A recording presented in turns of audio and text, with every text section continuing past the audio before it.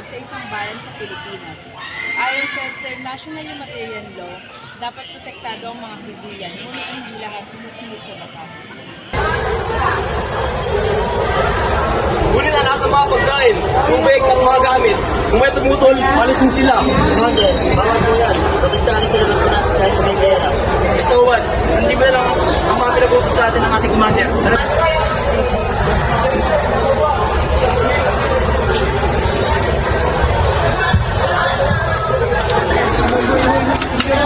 Pag-usa, yun na lang mga tubig ang gamit namin. Hindi ko kailangan ang paliwanag mo.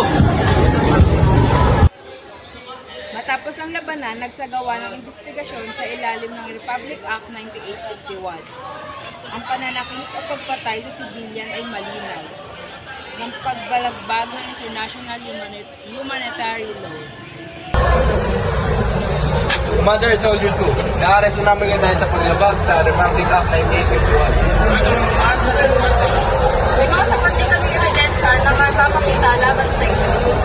Tingin na. Ginagawa ko lang ang tungkulin ko. Tungkulin, may tungkulin mo ba ang tungkulin yan? Kung sinasaktan mo ang mga tao, dapat hindi sila sinasaktan at dapat pinaprotektahan sila.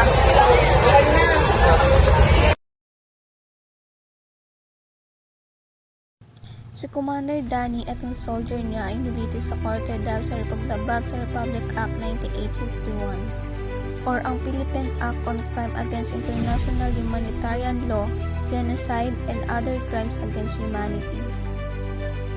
Siya ay hinatulan ng reclusion perpetua or habang buhay na pagkakakulong dahil sa pag-utos sa pagkuha ng pagkain at kagamitan ng mga sibilyan at sa pananakit sa mga ito. Ang Republic Act 9851 ay nagpapaalala sa atin na ang batas at sangkatauhan ay hindi nawawala sa panahon ng giyera.